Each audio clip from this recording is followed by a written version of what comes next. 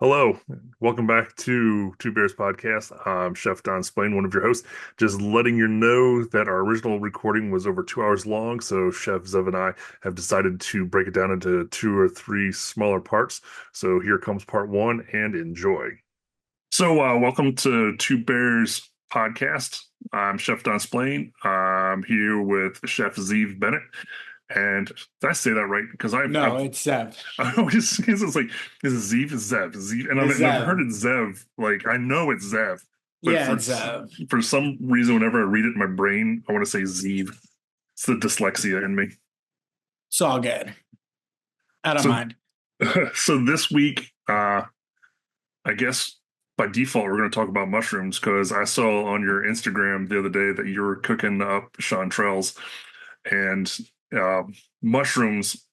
It's have been in my culinary world have been like the best of the best and some of most nightmarish encounters in the kitchen.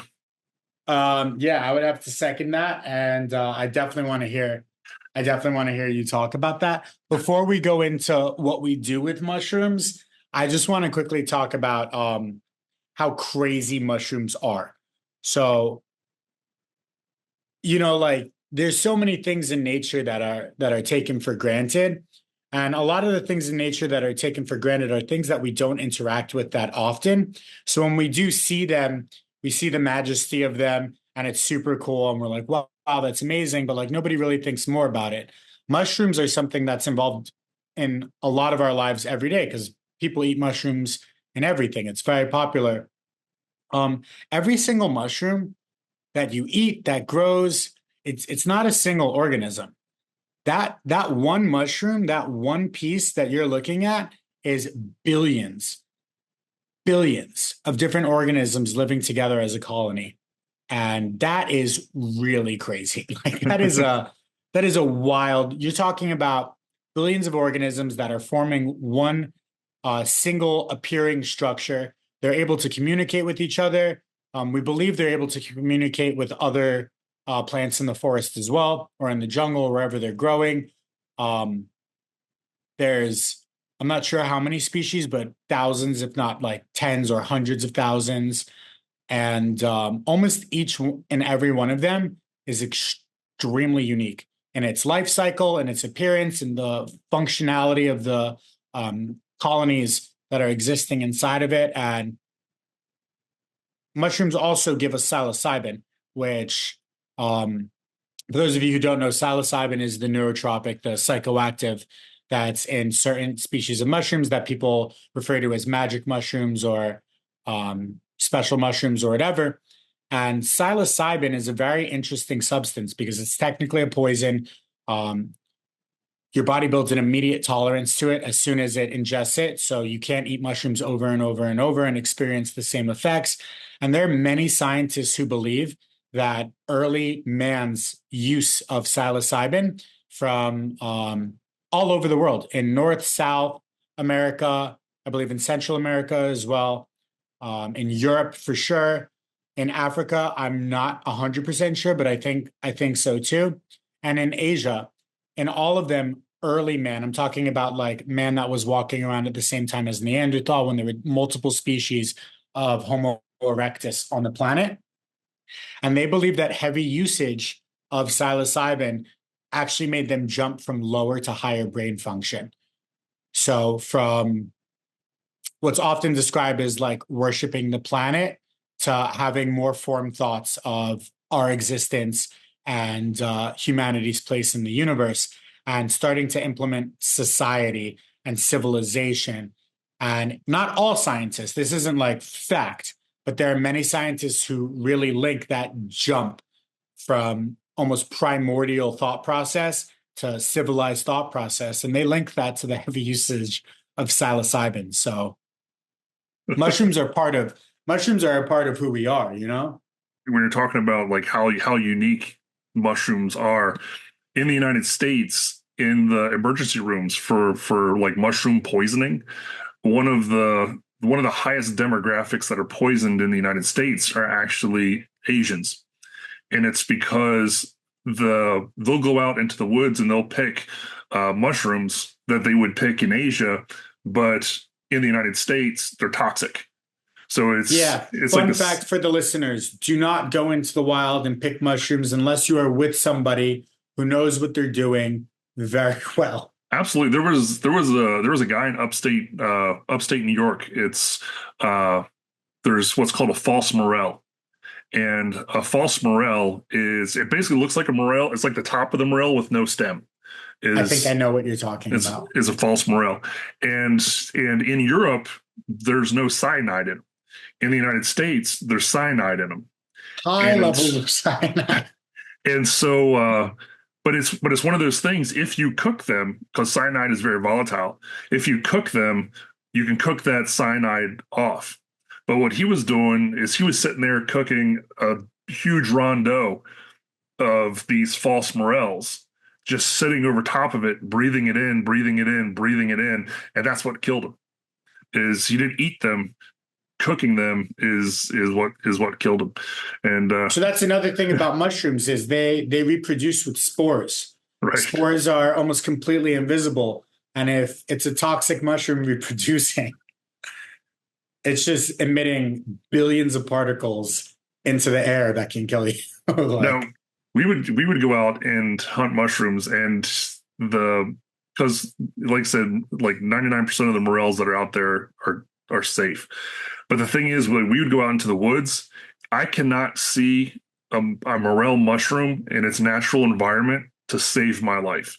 We were out with like a whole group of culinary students, and we were looking for morels, and I went all day long, could not find a morel to save my life. And and so they decided to find morels and then have me find the morel, thinking that that would help my brain be able to recognize the understand how to look pattern. for it. Yeah. And so I it literally was less than a foot from my foot, and I could not discern it from the floor of the forest. Well, you and I actually have that in common, and I'm actually embarrassed about this. Not specifically for foraging, although I'm sure it's the same principle. I love animals. I love nature. I wanted to be a vet my whole life. I grew up on zoo books and just loving all animals. And I always thought, like if I go out into the wild, I'll be able to find them. I'll be able to see them. Right. And I went to Costa Rica with my wife, and we did a frog tour.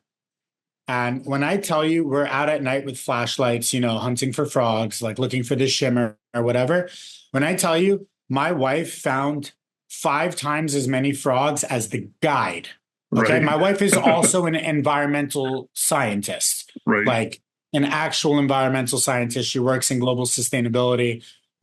She's worked in sustainability for most of her career, heavy amounts of work with sea turtles and animals in general. She found every single frog, and I did not find one animal the entire time. And I was just like, she beats me at everything, man. She beat me at laser tag. You know how embarrassing that is? That's And awesome. we were driving in the car yesterday, and she was like, "Yeah, I beat you at shooting." And I'm like, "Wait, what?" She was like, "Yeah, all the shooting games we play, I beat you." I'm like, "Okay, that's not shooting, but you're right. You do beat me. You do beat me in all those." So, Yeah, nice. Costa Rica is weird at night. When I used to go down and do some consulting at a plantation up in the cloud forest, and all the electric was generator. And at 11 o'clock at night, the generators would get turned off, and you go from your little communal gathering trying to walk back to your place, and you have a flashlight, so you can only see so much, but you just get this overwhelming feeling that you're being watched. And it's like you shine the light into the tree line, and all you see are these little eyes looking back at you. So that's kind of freaky. It's So it's it's one of the most it's not the most, but it's one of the most biodiverse places on the planet. You are being watched. yeah. You 100% you are in the rainforests in Costa, and you are being watched. So back to mushrooms. What do you think your favorite mushroom is right now?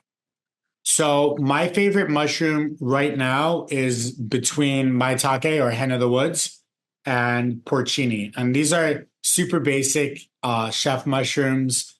Um, they're on the more expensive end.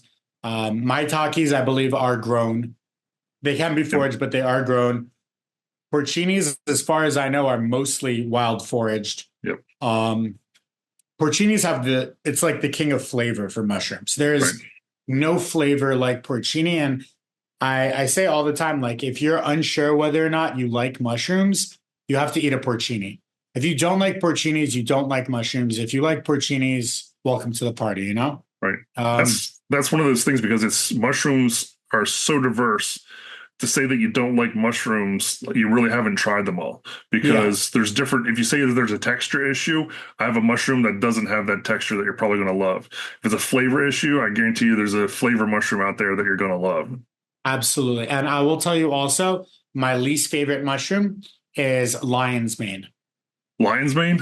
Yeah, Why which is is lion's mane? so lion's mane is super trendy. It's a superfood. It's got incredible health benefits for you. I'm not knocking that at all, but the mushroom itself is very wet, Right. and I feel like no matter how you cook it, it doesn't have a lot of flavor, and it's very spongy in texture, and Right. it's insanely expensive.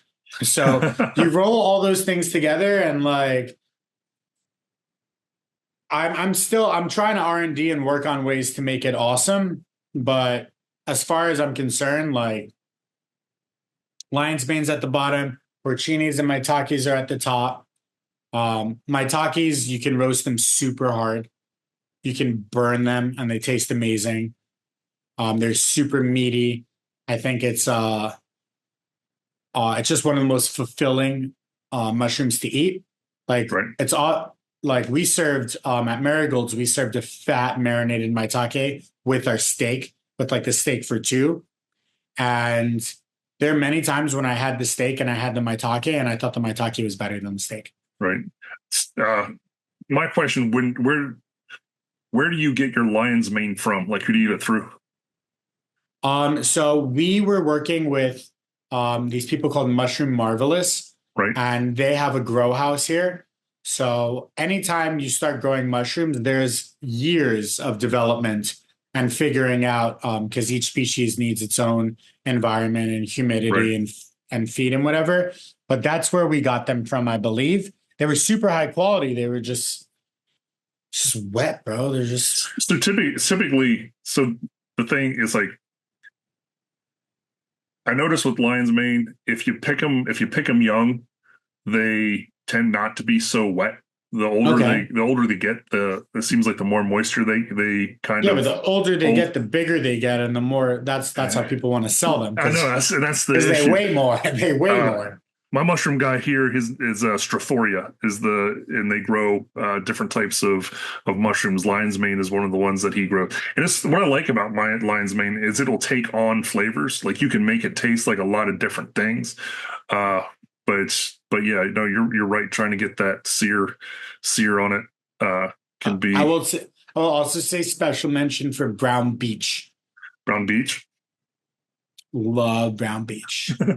There's so up in Vermont when we would work with the local foragers, they would go out, they would get the hen of the woods and bring them in, and you know it was like one of those things. There was always like a competition who was going to have the biggest hen of the woods, and it was like a picture and in the newspaper, and it was like you want this mushroom, come to this restaurant, and they're have this hen of the woods mushroom, and so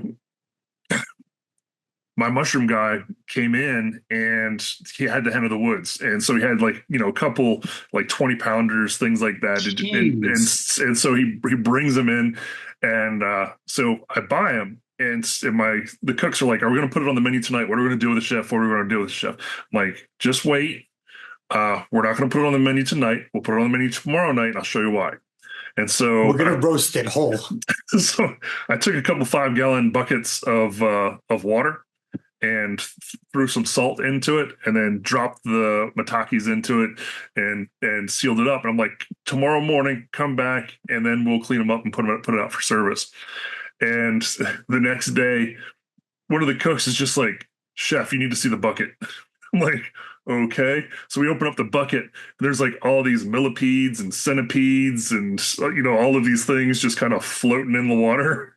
I'm like, Is that why? That's why you soaked it. that's why you soak At first, I it. thought you were brining it, but then I realized you're purging it. Yeah, and so yeah, it gets all the little critters out, and then in I was saying as nightmares are concerned, when I was in Spain, I was working with a chef, and we were going through porcini. Like we're talking about cases and cases and cases of porcinis, and we're talking like the small ones, not like the giant, Yeah.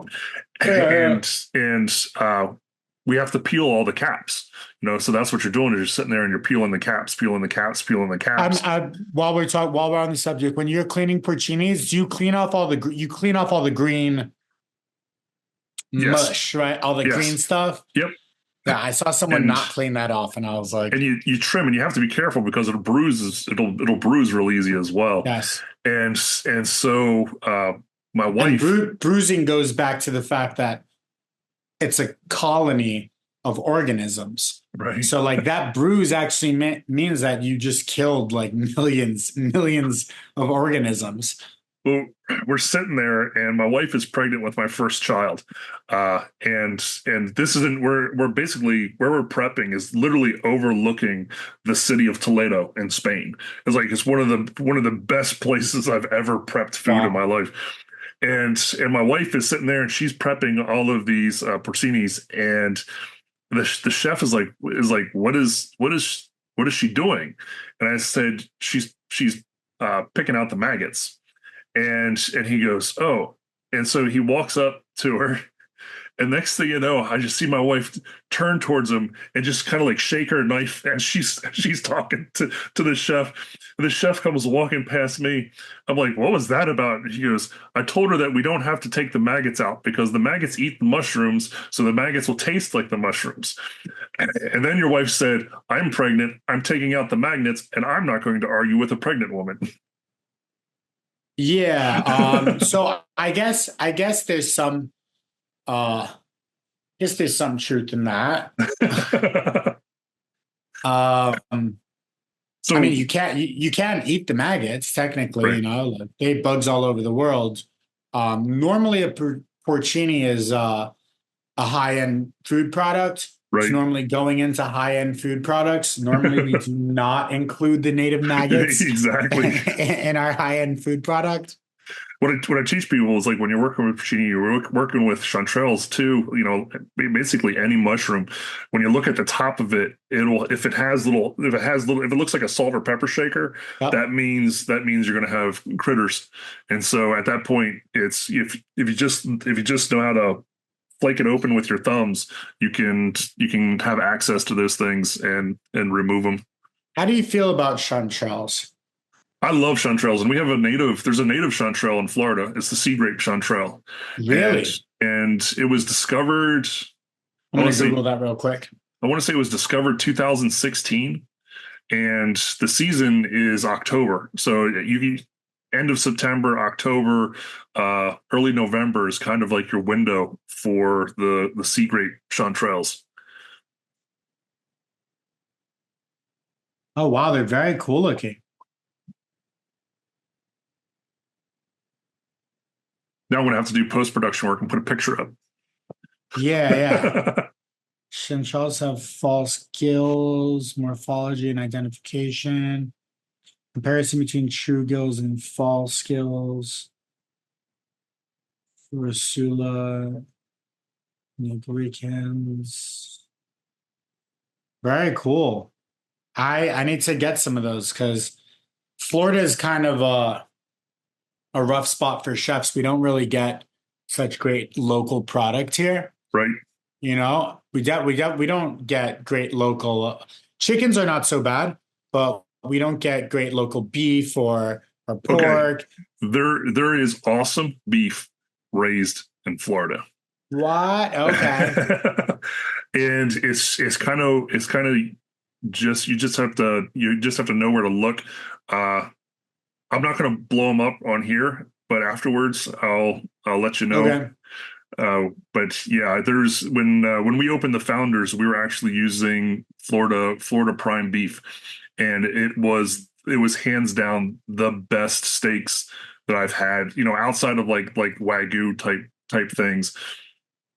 As far as tenderness, we're talking, just flavor. Yeah, you got to And connect me to that because that's like so that's like so this guy, unheard of. what they'll do is they do ultrasound on their beef before they send them out, and so they're raised, they're pastured, all of that, and then they're sent to a feedlot, and actually they're brought back to Florida, and then they're processed. Okay. If you ever go to any kind of restaurant show or anything like that, they'll always have Florida beef. If you go to the Florida beef stand, you'll have this beef, and it'll be like the best beef that you've ever had. And it's because the When you ranchers, when you say the restaurant show, do you mean like at the convention center, like that yeah, kind of thing? exactly. Let's go together and film it next time. Okay, we can do that. That'd be Uh, great. there's just because, like, so these guys, the ranchers always hold the prime for themselves. And so a couple of those ranchers got together, and they're starting to sell their prime. Okay. And it's when you can get it on the menu, oh my gosh, it is out of this world. I love to hear that. Do you agree with like as far as like vegetables grow and like actually Jeremy Ford just started a farm and he's growing really high end product there, but I feel like in general, when we opened Marigolds, the whole concept was a Florida brasserie. We Right. wanted as much local ingredients as possible, and we hit a wall pretty quickly of just not getting good stuff. So there's so I happen to sit into like a little nexus in Florida because where I'm at, there's, of course, Florida has its seasons. And luckily, our biggest agricultural season is when people are here. So there's Farmers Mike, there's Yoni Farms, there's Four Seasons Farms, there's a bunch of farms like that are local that you can work with. The key is you have to have a very flexible menu to do it, Yeah. because this isn't, thousands upon thousands of acres. These are, much smaller boutique farms, and we get a really rainy couple days, or we get a really sunny couple days. That could really move the Changes crops. everything. Yeah. Yeah, and so if you're one of those chefs, and that has the quarterly menu, or it's hard to do that and be able to work with local farms. Well, we Your could menu do, has to be flexible. I think so. It'd be really perfect to do pop-ups. Yeah, absolutely. It'd be really perfect to do pop-ups. It'd be perfect to call up a couple of the farmers and be like, "Hey, what are you guys gonna have in the next week or two?" And Absolutely. plan the menu based on that, and then plan a backup menu just in case anything happens, and just run pop-ups. And I would love to do that. I And think that could be really cool. when you have the relationships with the farmers, you can also plan out ahead of time. Yeah. So there's a couple farms that I worked with in the middle of the state, and literally I could tell them, hey, I have a banquet for 500 people in October, and I need chickens, and they'll raise the chickens for that banquet, and it's like, That's it's very cool. and so but your regular produce farmers can do that as well, where you tell them, like, this is what I'm looking for on the menu. Like, it's really hard, that's not hard to, but most farmers don't let jalapeno peppers ripen. They always pick them green, they don't pick them red. And so having the relationship Wait with a minute. that. Whoa. Wait a minute. what's, Stop. what's Do that? jalapenos mature to red? Yes. Oh my God. So I've been lied to my whole life. you've been lied to. So finding a farmer and say, hey, because this is how it works. Uh, most of your pepper plants will stop producing peppers once it has ripe fruit. Okay, Okay. so picking green peppers is really good for a farmer because if you're picking them green, it's still trying to It keeps, reproduce. So yeah, it's it still keeps going. producing. So even the red peppers that you find in the store today are actually unripe, like chocolate colored peppers. Like they're almost like a chocolate Like brown. they were going to change again, but they picked Right. them early. But their quote unquote green state is red. And so This is very sad. This is very sad for me to hear. it's it's one of those Because I things. think people are already so detached from the food sourcing and like where food comes from and what food Right. really is. And for me to find out that Jalapenos are that all my red. peppers are not really what I thought they were is it just makes me feel out of touch, you know?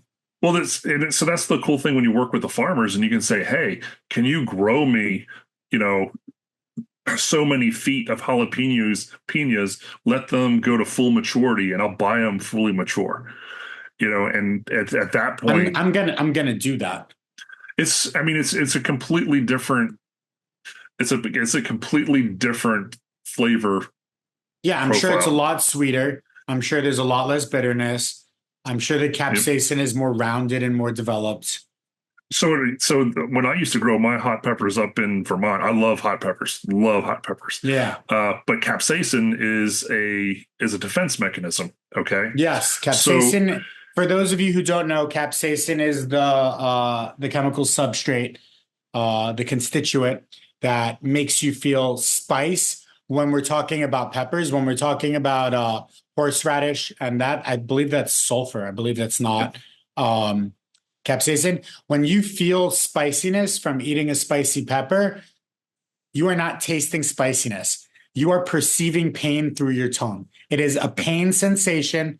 It is an addictive pain sensation. It is not an actual flavor. And that's pretty cool. We're all masochists. All of us who like spicy food are all actual masochists. It's not a joke. but it's a defense mechanism. And once my peppers would set fruit, I would So they cut. lose the capsaicin. No.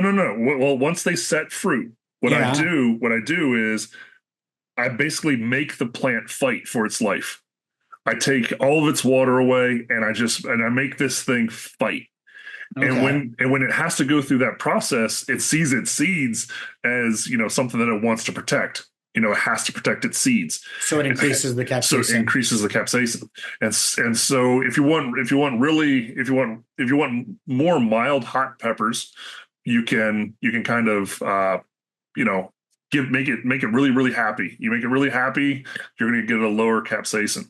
So Uh, does that mean that if they're allowed to fully mature, the capsaicin goes down because once they're fully mature, they want no, their it's seeds? it, it just the capsaicin just gets stored and stored and stored in the pepper. Those little fuckers. So but this is one thing with cooking with hot peppers.